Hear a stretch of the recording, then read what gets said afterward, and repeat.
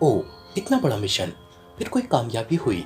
काउंटरमैन के चेहरे पर अब मरूबियत के आसार नुमाया थे। हाँ, मैं उनके करीब पहुंच चुका हूँ। तमाम टीम मेरी नजरों में है, मगर उनका सरगना नहीं मिल रहा। सरगना मिल जाए तो चुटकी बजाते पूरी तंजीम को मसल कर रख दूं। फैयाज ने कहा, अगर आप कुछ रकम दिलाए तो सरगना का पता मैं बता देता हूँ। काउंटरमैन ने बड़े राजदाराना अंदाज में सरगोशी करते हुए कहा, तुम्हें उसका इल्म है? फैयाज नशे में होने के बावजूद चौंक पड़ा। हाँ, मुझे इल्म है, मगर मैं उसकी पूरी कीमत वसूल करना चाहता हूँ। काउंटरमैन ने जवाब दिया। ओह, मुझे बताओ कितनी कीमत चाहते हो? फैयाज के लिए दिल में उभरने वाली मसरत दबाना मुश्किल हो गया था। वो सोच रहा था कि बैठे बिठाए दहशतगर्द के सरगना का पता चल रहा था और फिर वो उसे पकड़ लेता और टाई टाई फिश पूरी तंजीम काबू में आ जाती, उसे तरक्की मिल जाती और इमरान पर भी हमेशा के लिए रौब पड़ जाता। 1 लाख पाउंड, काउंटरमैन ने जवाब दिया। 1 लाख पाउंड? क्या कह रहे हो भाई? मैं यहाँ परदेसी हूँ, मेरी जेब में तो सिर्फ 200 पाउंड है। मैं भला 1 लाख पाउंड कहाँ से दे सकता हूँ? फैयाज ने बुरा सा मुंह बनाते हुए कहा। मगर ये राज बहुत कीमती है, काउंटरमैन ने भी सपाट से लहजे में कहा। है तो कीमती, मगर बताओ मैं क्या कर सकता हूँ? तुम्हारी मेहरबानी होगी, 200 पाउंड ले लो और बता दो। फैयाज ने उसकी मिन्नत करते हुए कहा।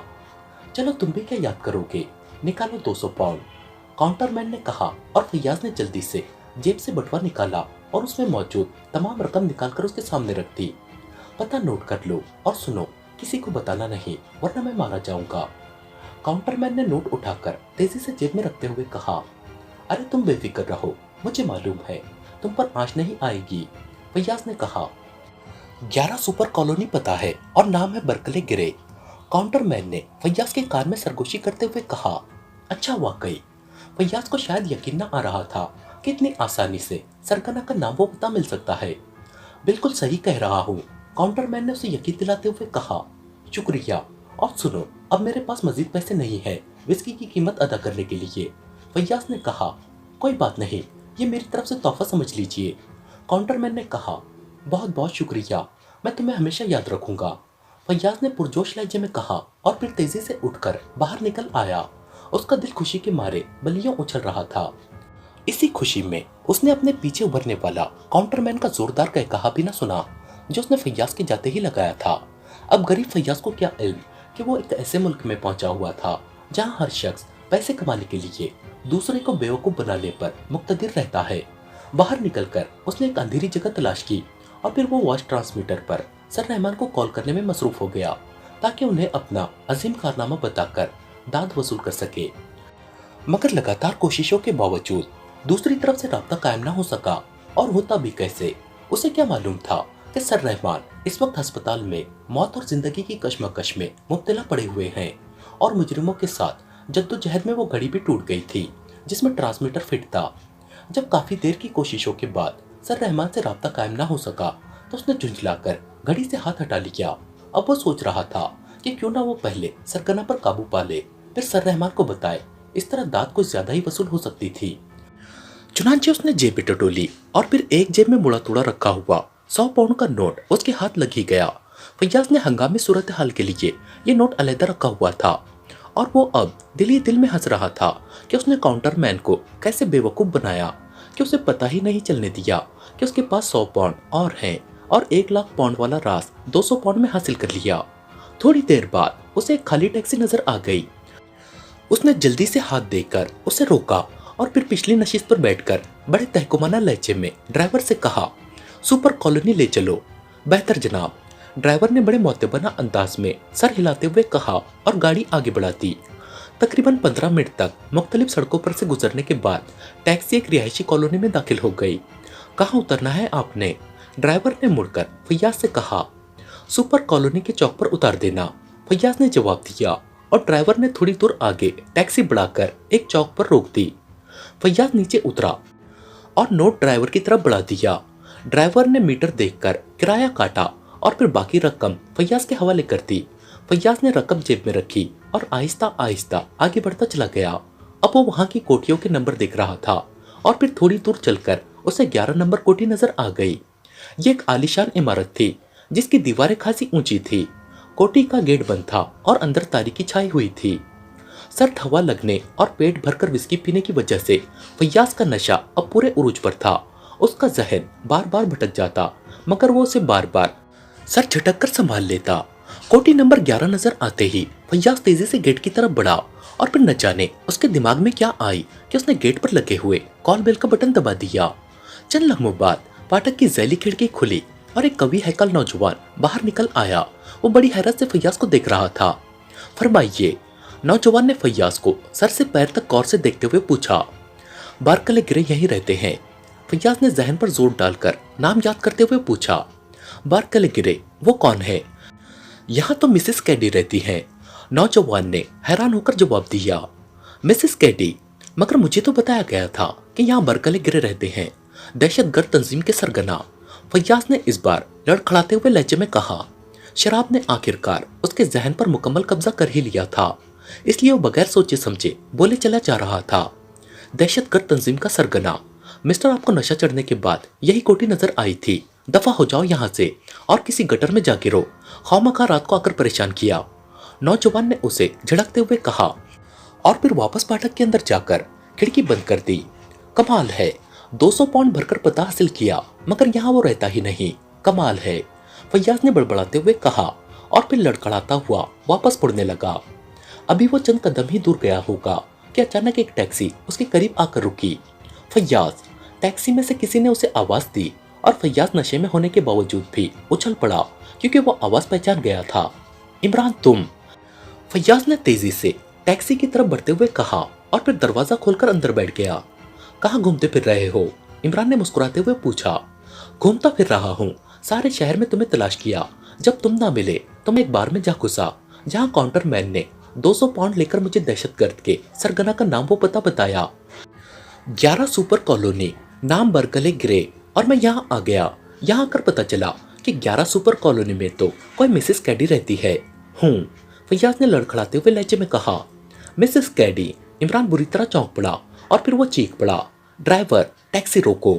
और टैक्सी ड्राइवर ने फुर्ती से टैक्सी एक तरफ करके ब्रेक मार दी। ब्लैक जीरो ने दहशतगर्द की फाइल हासिल करने के बाद सबसे पहला काम यही किया कि अपने होटल आकर उस फाइल का मुताला किया।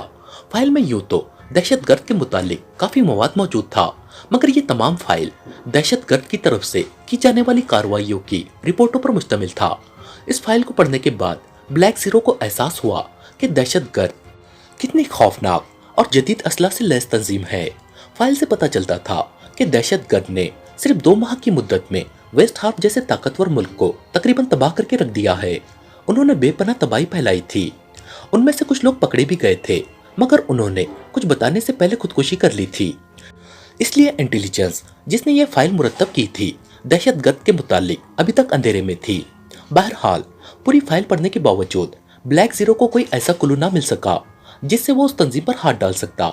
चुनांचे उसने फाइल एक तरफ रखी और सोचने लगा कि उसका आइंदा इकदाम क्या होना चाहिए। इमरान से वो वादा करके आया था कि वो जाते ही दहशतगर्द की ईंट से ईंट बजा देगा, मगर यहाँ आने के बाद उसे कोई ऐसा क्लू ही ना मिल रहा था जिससे वो दहशतगर्द तक पहुंच सकता। उसने जूलिया की मदद से इमरान की लाई हुई एजेंट ने सूजी से दहशतगर्द के चीफ से जो राब्ता कायम किया था, उसकी चेकिंग के बाद उसको यही मालूम हुआ था कि ये कॉल कैडी आर्ट गैलरी से की गई थी। इस तरह उसने सफदर के जरिए कैडी आर्ट गैलरी की मालिका मिसेस कैडी से हेडक्वार्टर की मालूमात हासिल की, मगर मिसेस कैडी ने सफदर को डॉज दे दिया और गलत पता बता दिया। अब जाहिर है मिसेस कैडी धोखा देने के बाद वहां तो नहीं मिल सकती, वो जरूर गायब हो गई होगी। फिर उसने सोचा कि आर्ट गैलरी तो दुकान है, जाहिर है मिसेस कैडी किसी और जगह रहती होगी और जहां वो रहती होगी वहां से शिफ्ट नहीं हुई होगी, क्योंकि उसके ख्याल के मुताबिक उसका पता सफदर को मालूम नहीं होगा। चुनांचे फौरन ही उसने फैसला कर लिया कि वो मिसेस कैडी की रिहाइश का मालूम करे और फिर उसे वहां से अगवा करके खुद ही उससे हेडक्वार्टर का असल पता मालूम करे। हो सकता है इस तरह वो मुजरिमों तक पहुंच जाए। उससे मालूम हो चुका था कि इमरान उन्हें भेजने के बाद खुद भी यहाँ पहुंच गया है, मगर सर जॉन कैबल और सफदर के दरमियान होने वाली गुफ्तगू वॉइस ट्रांसमीटर पर सुनने के बाद वो इस नतीजे पर पहुंचा था कि इमरान को अभी किसी क्लू का इल्म नहीं है। इसलिए वो चाहता था कि इमरान से पहले मुजरिमों पर हाथ डाल दे।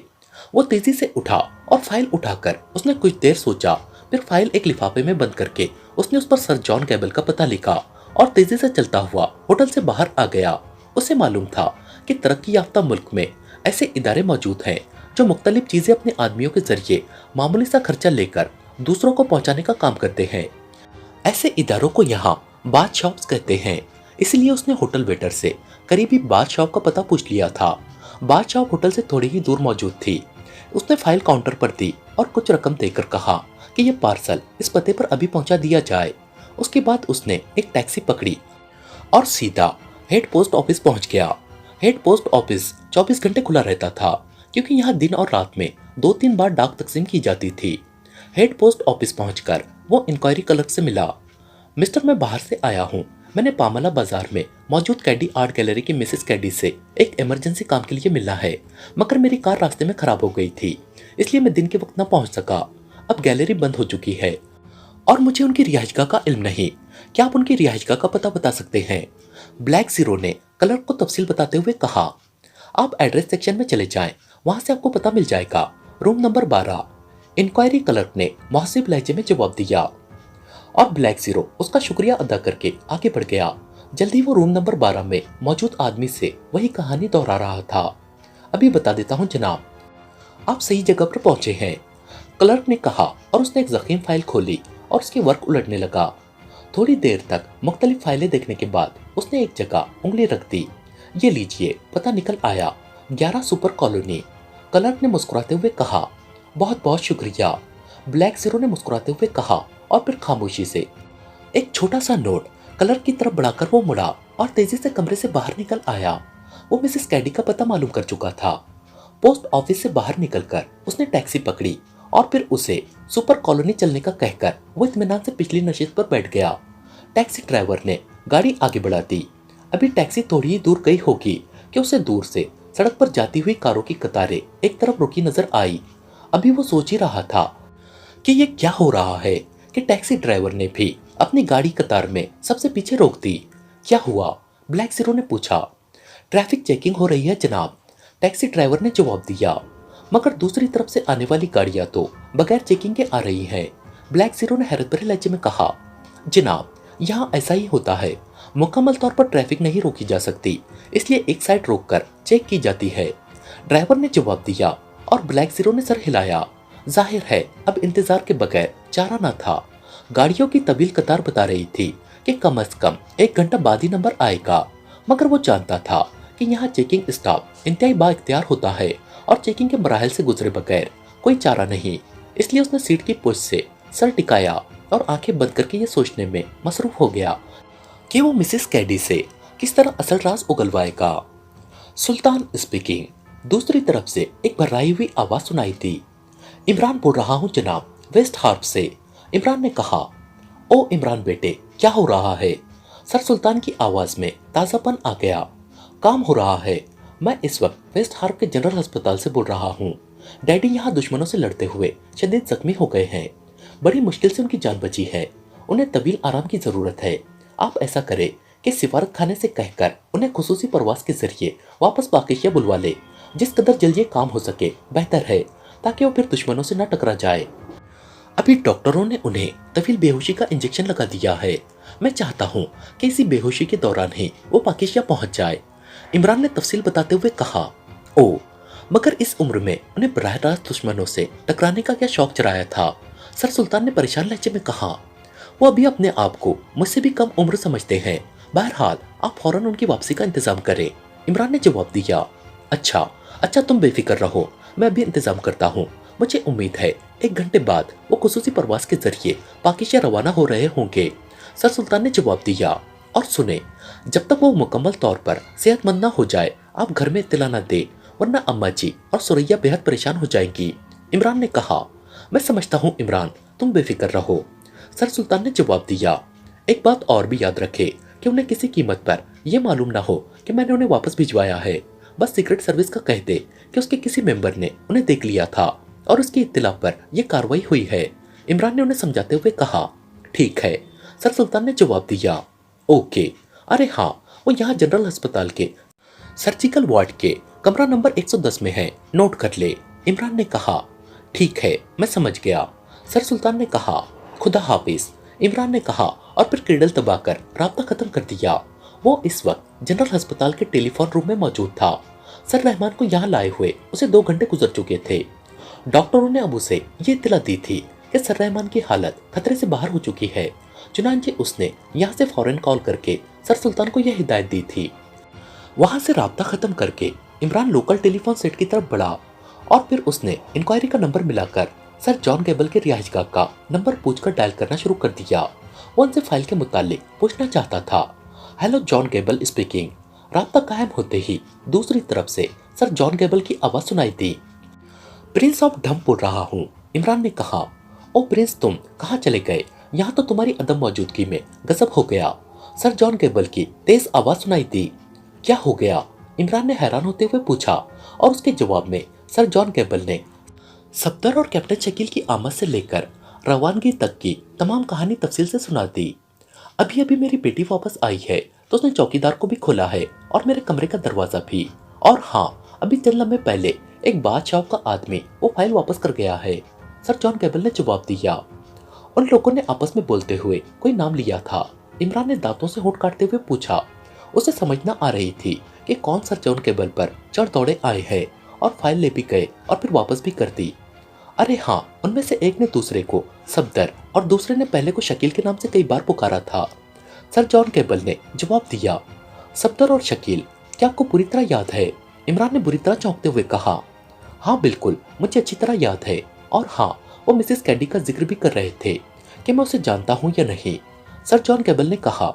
कौन मिसेस कैडी? इमरान ने चौंक कर पूछा और सर जॉन गैबल ने मिसेस कैडी के मुतालिक तफसील से बता दिया।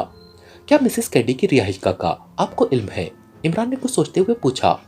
मुझे पूरी तरह तो इल्म नहीं है, अलबत्ता एक बार मेरी बेटी बता रही थी कि उसने मिसेस कैडी को सुपर कॉलोनी की किसी कोठी से निकलते देखा था। वो शायद वहीं रहती होगी। सर जॉन गैबल ने जवाब दिया। Super colony? इमरान ने बड़बड़ाते हुए कहा।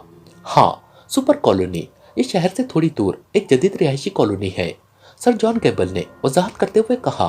अच्छा ठीक है, मैं एक जरूरी काम में फंसा हुआ हूँ, सुबह मुलाकात होगी, बाय बाय। इमरान ने तेज लहजे में कहा और फिर एक झटके से रिसीवर रख दिया। वो सोच रहा था कि एक्सटो ने यकीनन मिसेस कैडी से टिप मिलने की बिना पर ही उस कोठी पर छापा मारा होगा और उनकी गुफ्तगू से अंदाजा होता है कि दरअसल मिसेस कैडी ने उन्हें दहशतगर्द के हेडक्वार्टर के तौर पर यह पता बताया होगा। अब मसला ये था कि मिसेस कैडी दहशतगर्द के हेडक्वार्टर के बारे में क्या जानती है। इसका फैसला मिसेस कैडी से मिलकर ही हो सकता था। चुनांचे उसने फौरी तौर पर सुपर कॉलोनी पहुंचने का फैसला किया। सर रहमान के जख्मी होने के बाद उसने अपनी कार्रवाई तेज कर देने का फैसला कर लिया था। चुनांचे वो तेजी से चलता हुआ अस्पताल से बाहर आया और फिर जल्द ही एक खाली टैक्सी उसे लेकर सुपर कॉलोनी की तरफ दौड़ी चली जा रही थी। सुपर कॉलोनी में दाखिल होने के बाद ड्राइवर ने उससे मंजिल मकसूद के मुतालिक पूछा, मगर इमरान खुद मंजिल न जानता था। वो टैक्सी ड्राइवर को क्या बताता। इस कॉलोनी के किसी रेस्टोरेंट में ले चलो, इमरान ने कहा। उसने सोचा था कि शायद रेस्टोरेंट से मिसेस कैडी की कोठी का नंबर मालूम हो जाएगा। और फिर अभी टैक्सी थोड़ी ही दूर आगे बढ़ी थी कि उसे दूर से फैयाज नजर आ गया, जो लड़खड़ाता हुआ सड़क की तरफ बढ़ा चला आ रहा था। ड्राइवर, इस आदमी के पास जाकर टैक्सी रोक लो, इमरान ने ड्राइवर से मुखातिब होकर फैयाज की तरफ इशारा करते हुए कहा। और करीब जाने पर उसने फैयाज को आवाज देकर टैक्सी में सवार कर लिया। वो पहली नजर में ही पहचान गया था कि फैयाज बुरी तरह पिए हुए है, मगर जब फैयाज ने बड़बड़ाते हुए मिसेस कैडी का नाम लिया तो वो चौंक पड़ा। रोको ड्राइवर, गाड़ी रोको, इमरान ने चीख कर कहा और ड्राइवर ने बौखलाकर गाड़ी फुटपाथ के करीब लगाकर रोक दी। इमरान कार रुकते ही दरवाजा खोलकर नीचे उतर आया और मीटर देखकर किराया अदा करने लगा। अरे क्या हुआ यार, चलो होटल चलते हैं, मैं बहुत थक चुका हूँ, फैयाज ने अंदर बैठे बैठे कहा। किस होटल में ठहरे हुए हो? इमरान ने पूछा। होटल ऑर्गेन्जा, कमरा नंबर 112, फैयाज ने जवाब दिया। ड्राइवर, इसे होटल पहुंचा दो, इमरान ने दरवाजा बंद करते हुए कहा। मगर तुम, फैयाज ने चौंक कर कहा। इस वक्त तुम नशे में हो, सुबह आऊंगा, इमरान ने कहा और फैयाज ने भी सर हिला दिया। शायद वो भी इस वक्त सोने के मूड में ही था और गाड़ी ड्राइवर ने आगे बढ़ा दी। इमरान गाड़ी के आगे बढ़ते ही तेजी से वापस मुड़ा और फिर जल्दी उसे 11 नंबर कोठी नजर आ गई। उसने आगे बढ़कर कॉल बेल का बटन दबा दिया। चंद लम्हों बाद ही फाटक की छोटी खिड़की खुली और एक कवि हैकल नौजवान बाहर निकल आया। मिसेस कैडी से कहे कि प्रिंस ऑफ ढम मुलाकात के लिए आए हैं। इमरान ने लहजे को बावकार बनाते हुए कहा। प्रिंस ऑफ ढम, नौजवान ने हैरत भरे लहजे में इमरान को देखते हुए कहा। हाँ, प्रिंस ऑफ ढम, जल्दी जाकर उनसे कहो, मुझे जल्दी है, इमरान ने इंतहाई संजीदा लहजे में कहा। मगर मिसेस कैडी तो यहाँ मौजूद नहीं है, वो कल ही मुल्क से बाहर जा चुकी हैं, शायद एक हफ्ते बाद आए, नौजवान ने जवाब दिया। ये कैसे हो सकता है, मेरे साथ उनकी मुलाकात तय है, इमरान ने जोर देकर कहा। कोड बताइए, नौजवान ने घूरते हुए कहा। कोड? कैसा कोड? भाई मैंने तो उनके हाथ एक कीमती तस्वीर फरोख्त करनी है और बस, इमरान ने चेहरे पर शदीद हैरत के आसार जाहिर करते हुए कहा। तो फिर आप सुबह तशरीफ ले आए, इस वक्त मुलाकात नामुमकिन है, नौजवान ने बड़े सपाट लहजे में जवाब देते हुए कहा। ओ, ऐसा नहीं हो सकता, सुबह तक तो हालात ही बदल जाएंगे, हो सकता है वो तस्वीर ही मेरे पास ना रहे, प्लीज मेरी मुलाकात करा दीजिए, इमरान ने बड़े आजिजाना लहजे में कहा। नौजवान उसे चंद लम्हों तक बगौर देखता रहा। अच्छा, चलिए आप भी क्या याद करेंगे, आप ऐसा करें, 23 हॉल रोड चले जाए, मिसेस कैडी वहां है, नौजवान ने मुस्कुराते हुए जवाब दिया। मगर इमरान ने नौजवान की आंखों में से झलकने वाले तमस्कुर को चेक कर लिया। वो समझ गया कि नौजवान ने उसे टालने के लिए एक गलत पता बता दिया है। 23 हॉल रोड, इमरान ने बड़बड़ाते हुए कहा। हाँ, उनसे मुलाकात वहां हो सकती है, नौजवान ने जवाब दिया और फिर वापस फाटक की तरफ मुड़ गया। सुनो मिस्टर, वहां कोई कोर्ट वगैरह का चक्कर तो नहीं होगा, इमरान ने उसे आवाज देते हुए कहा। हाँ, कोर्ट के बगैर तो आपकी मुलाकात नहीं हो सकती, वहां जाकर आप कोर्ट ईगल कहिए, आपकी मुलाकात हो जाएगी, नौजवान ने मुड़कर जवाब देते हुए कहा। बहुत शुक्रिया भाई, तुम्हारी बड़ी मेहरबानी, और सुनो, इमरान ने 2 कदम आगे बढ़ते हुए कहा। अब क्या है, नौजवान ने चिल्लाकर पूछा। पानी, पानी मिल जाएगा, मुझे बेहद प्यास लगी है, इमरान ने फाटक के करीब पहुंचते हुए बड़े इनकिसाराना लहजे में कहा। ओ, पानी, ठीक है आप यहाँ ठहरे, मैं पानी ले आता हूँ, नौजवान ने इस बार कदरे नरम लहजे में कहा और फाटक के अंदर गायब हो गया। उसके अंदर जाते ही इमरान भी तेजी से उस छोटी खिड़की में घुसता चला गया। ये काफी बड़ी कोठी थी, कोठी के अंदर हर तरफ अंधेरा छाया हुआ था, सिर्फ गेट के करीब एक कैबिन बना हुआ था।